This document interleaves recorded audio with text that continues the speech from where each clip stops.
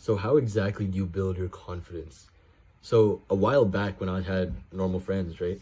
I didn't used to speak up that much, but then I started saying really awkward stuff. I would make the situation awkward on purpose. I saw it as a game. Now in a way this kind of does reduce your social IQ. I think it's emotional IQ, something like that. So you're gonna act stupid for a bit.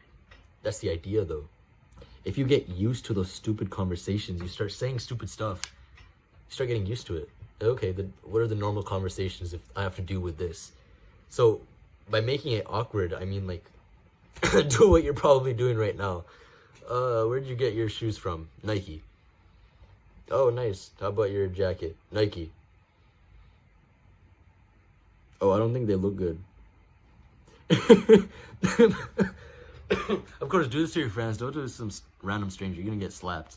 But the idea here is you're trying to make it as awkward as possible so that you get used to those awkward situations. So the normal stuff feels normal. So I can kind of apply this to a real life situation. Let's say on day one, you go for a 4 mile run, right? You go 4 miles. Like, oh, that's crazy. You've never ran in your life. Now, most people just drop out. They're like, oh, I can't do that, bro. Like, I can't. I'm gonna stop running. And the brain gives up. They lose all dopamine, all motivation. Never run again. But if you're smart, here's what you'll do. On day one, you run 4 miles, completely dead at the end of the day. You rest one day, and then on day two, you run 1 mile. Only 1 mile. What this does, you have that adaptability of like, oh, I ran 4 miles. What the heck, bro? So I can actually run 4 miles. You start building that self-confidence, the self-image of that you're a 4 mile runner. If you run 1 mile, you're like, oh, I can easily do that. And once you do it, you build that motivation. You're like, oh, shoot, I can run a mile. And you're already used to the 4 miles. So you're like, I'm a 4 mile kind of guy. So you start running a mile every day. Simply because you've rewarded the idea to yourself that you're the 4 mile kind of guy. If you can handle that, you can handle a mile easily. It's the same with social situations. It's a skill. Just like running, it's a skill. If I spend most of my time in awkward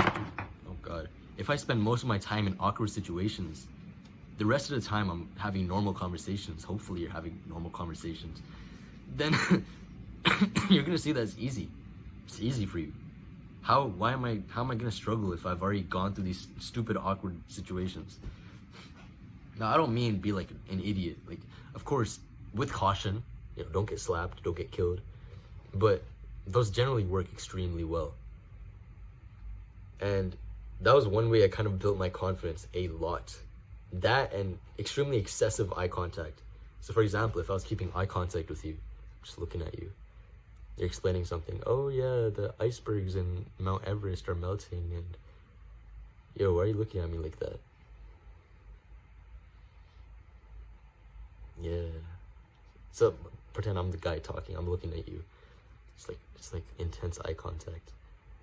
You're getting up close, and you're like,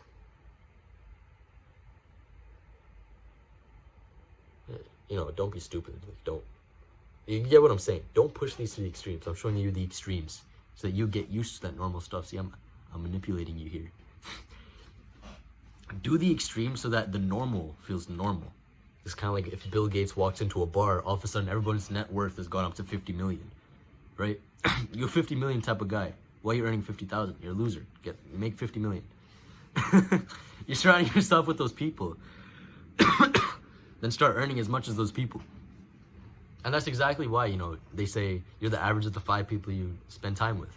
Literally, you start making money because your network is great. It's literally literal.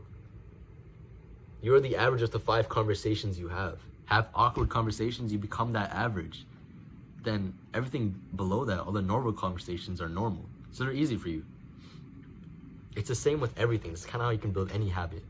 And then there's also the idea of, how do you kind of sustain that confidence? Because you can't always have awkward conversations.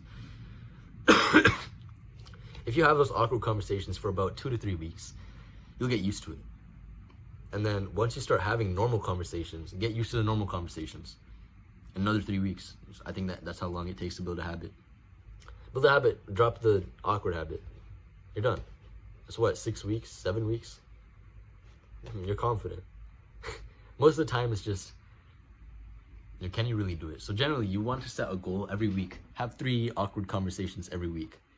Extremely awkward. And if you set that goal, you start realizing, oh, I can have conversations pretty easily. And once you start going into those normal conversations, you'll be like, oh yeah, this is easier than usual. I keep on explaining the same thing, but some people don't understand. Some idiots don't understand what I'm talking about. So it's the same for any habit. Again, just do it for an insane amount of time on the first day, take a break, and then start doing much less than you think you can do. If you're a 20-minute type meditation guy, meditate for 70 minutes, and then 2 days after, meditate for 10 minutes. Oh yeah, I can do 10 minutes.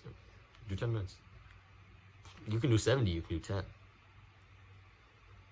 So yeah, that's pretty much how you build any habit, really. I was going to talk about confidence, but how to build any habit.